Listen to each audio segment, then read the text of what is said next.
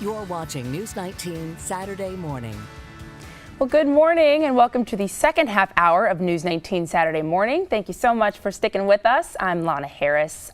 We're going to start you right off with weather. Meteorologist Daniel Bonds joins us now, and Daniel has promised us that it's warming up from where it was this morning. It was, or it is. It was 31 degrees. About to say it was 91. It was 31 degrees this morning.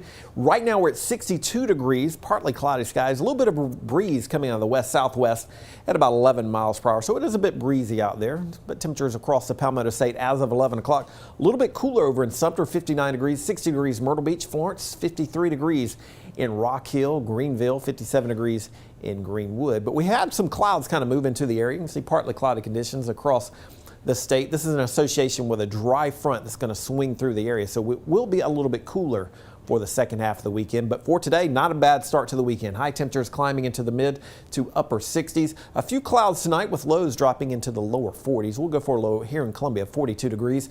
And then for Sunday, we'll call it mostly sunny skies with high temperatures right around 64 degrees. But this is what we're expecting for the next 5 days. The dry weather will continue. 63 degrees on Monday, 66 degrees on Tuesday.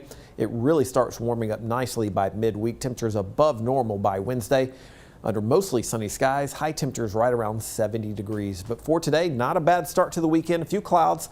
Otherwise, look for lots of sunshine with high temperatures in the mid to upper 60s. So it will be a little bit warmer than it was this morning. We'll take a look at your 7-day forecast coming up in just a few minutes. Lana. So reports from Washington say a vote on the tax reform could happen as soon as next week. Republican Senate leaders want to approve a deal as soon as they can so that President Trump can sign it before the end of the year. If the bill were to pass, it would be the only major legislation passed by the new Congress and the president. The bill passed the House of Representatives last week. The Joint Committee on Taxation has estimated that the bill will increase the federal deficit by $1.4 trillion over the next decade. The bill would also lower the corporate tax rate from 35% to 20%. And U.S. oil prices hit a 2-year high yesterday. The markets tightened after a recent spill forced a partial closure of the Keystone XL pipeline, and because of the unrest in places that produce oil, like in some countries that are in the Middle East. Cuts to oil production around the world will be addressed at the upcoming OPEC meeting in Austria later this month. And with Thanksgiving and Black Friday behind us, that only means one thing for shoppers, that Christmas is right around the corner. And one way people will be getting those early Christmas gifts will be on Cyber Monday, right after the weekend. So this Monday, stores will be gearing up for the big deals online and for all the gifts that you may have forgotten on Black Friday or just said, you know what, I'm not doing those lines on Black Friday. Big and small sites alike will be expecting plenty of traffic on Monday, and many have even taken to calling Cyber Monday Black Friday 2.0. So if you are looking to cash in on Cyber Monday, you can check out some of the day's biggest deals over on the CBS website, on the CBS Money Watch website, that is. And in the world of cryptocurrency, Bitcoin has reached a new high today. Bitcoin is now valued at $8,500, which is much higher than it was earlier this month. It started the year at just above $1,000, which marks a growth of nearly 850%. The number of deaths in Friday's fatal mosque attack in Egypt now reaches at least 305, with more than 125 wounded. The attack happened in Egypt's Sinai Peninsula, and that's seen its share of turmoil. Officials say around 24 attackers stormed a mosque while people were inside worshiping, and they opened fire.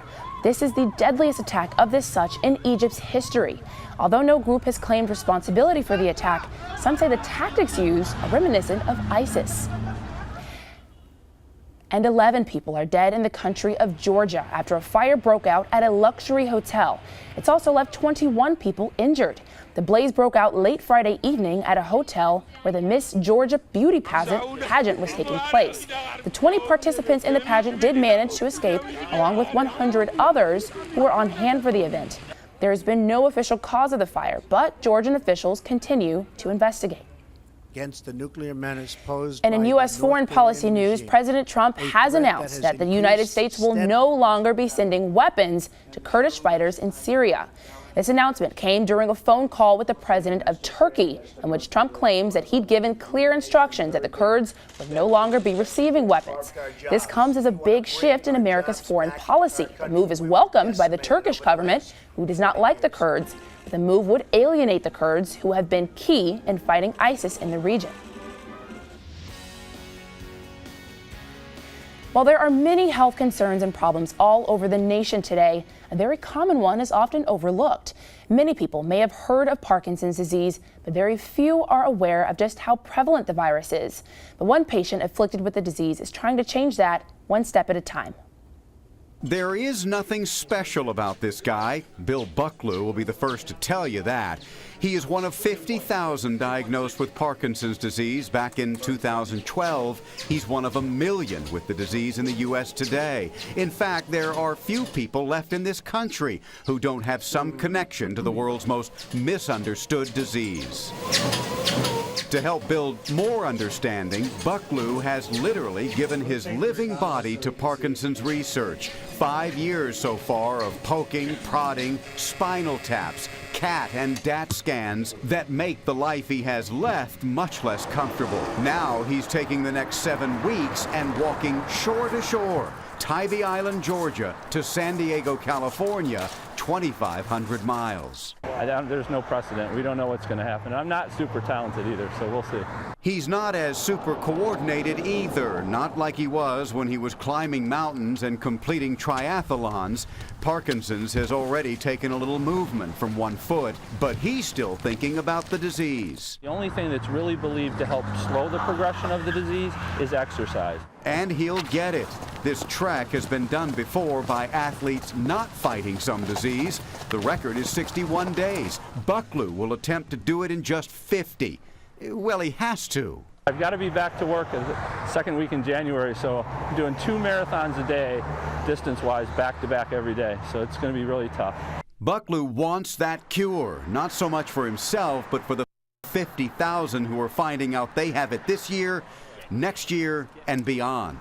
What I'm trying to do is talk to everybody that I can that has Parkinson's across the U.S. and highlight the diversity of impact it has. Truth is, you don't really get diagnosed with Parkinson's. You're just told your deteriorating central nervous system makes the probability high. If Bucklew gets even close to completing this trek, the probability is high he'll collect millions for the cause. And just as impactful, collect the attention of millions to a disease that is affecting more and more of us every year. The South Carolina women's soccer team has made history. They're advancing to the Final Four for the first time in the program's history. This came after their Friday night matchup against the Florida Gators at Stone Stadium right here in the Midlands. USC managed to score 2 goals and keep the Gators scoreless throughout the night. Going forward, the Gamecocks will be taking on Stanford next month on December 1st down in Orlando. The Gamecocks have 19 wins on the season, and they also won the SEC title back in October.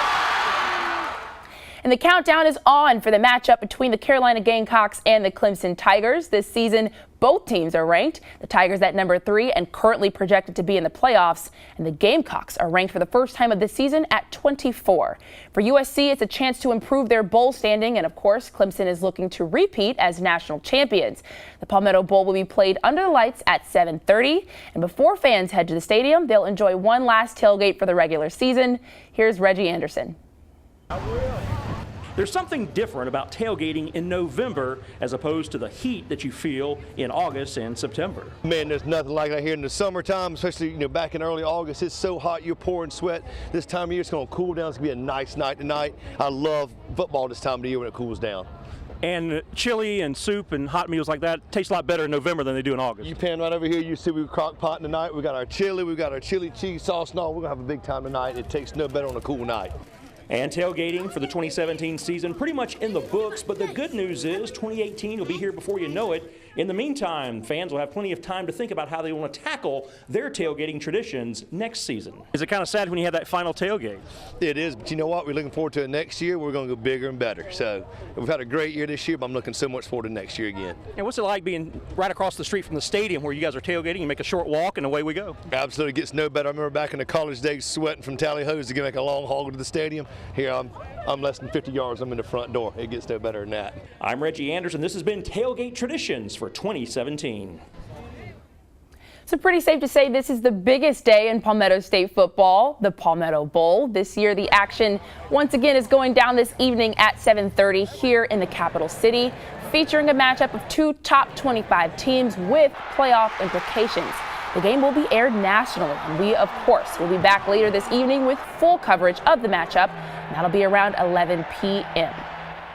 And for the 7th time this season, Williams-Brice Stadium will host a football game on Saturday, and this is the big one, Gamecocks and Tigers. And a lot of behind-the-scenes work goes into getting the stadium ready, and our Reggie Anderson caught up with the man in charge of making sure the grass is always greener at Williams-Brice.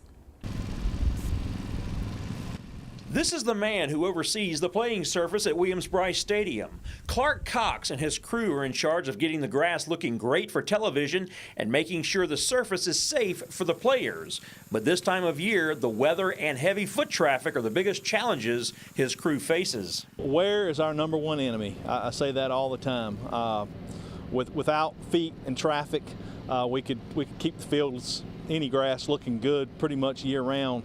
But weather does come into the equation, like right now as the days are getting shorter, the temperatures are cooling off, the plant is really slowing down, especially our base grass, which is Bermuda grass. The Bermuda really doesn't like these cool temperatures. With his vast experience working at high-profile facilities, Clark is a valued member of the Sports Turf Managers Association. Yes, that does exist, and it literally is a grassroots organization that tries to help everyone who has a job similar to Clark do it better. That's our goal, is that everyone who is managing an athletic field from at any level can come into our organization. We share information. We're more than anything, it's a kind of a good group to fellowship and get together, share information, share our techniques.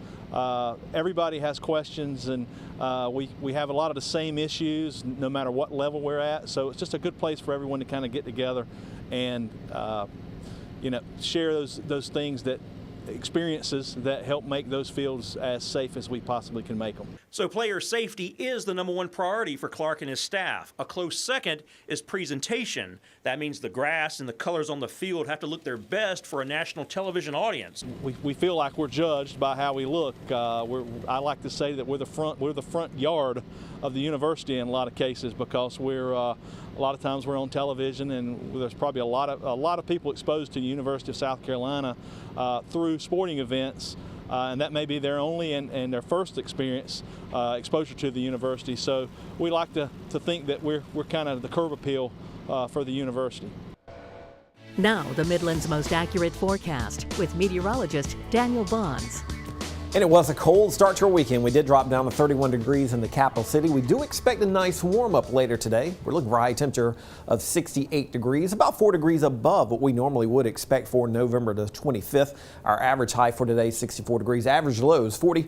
There's our records, 83 and 12, those set in 1973 and 1970. As far as temperatures are concerned across the Midlands, 63 degrees in Camden, 59 degrees Sumter, Winnsboro, 62 degrees in Columbia, 60 degrees in St. Matthews and in Orangeburg. So we are warming up pretty nicely this morning. We're going to continue to warm up this afternoon with a mix of sun and clouds, it looks like.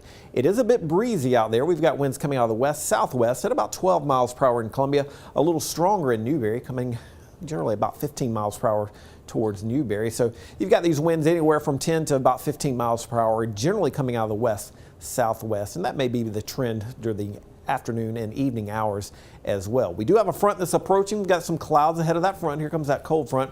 Still going to be a dry frontal passage, so we'll see an increase in clouds, but we're not expecting any rain. We'll zoom in a little bit closer. We've already got some clouds across parts of South Carolina, North Carolina, and Georgia, and that kind of will be the trend, it looks like, this afternoon and this evening. Some clouds and some sunshine. As we put our forecast into motion for you, I think it does a good job of showing what we're expecting as that front kind of swings on through. Decreasing clouds, it looks like, overnight, and we should see a lot of sunshine for the second half of the weekend, although it will be a little bit cooler tomorrow with high temperatures generally in the lower to middle 60s. And then looking ahead towards Monday, still a lot of sunshine, and that's going to be the trend. Some more dry weather, it looks like, Monday and into Tuesday. Matter of fact, next week as of right now, looks pretty dry with little chance for any rain. As far as high temperatures are concerned, as we mentioned, a few degrees above normal, mid to upper 60s. 68 degrees Lexington and Columbia, 67 degrees Winnsboro, Aiken, Camden, over to Sumter as well, 66 degrees in Bishopville, Newberry, and Saluda. And then lows tonight with those decreasing clouds, looking for lows generally in the low 40s, we'll say. 42 degrees Lexington and Columbia, 41 degrees Sumter and Camden.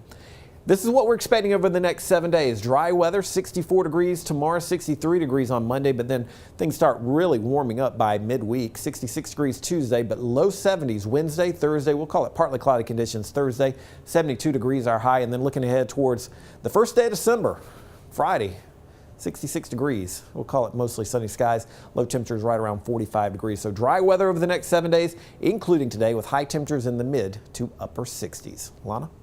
All right, Daniel Bond's there for us. Thank you so much. So to come this morning, if you were thinking about watching Disney's Pixar's new movie, Coco, our movie guru Leo Smith already checked it out for you, and he's going to give us his take on it coming up next.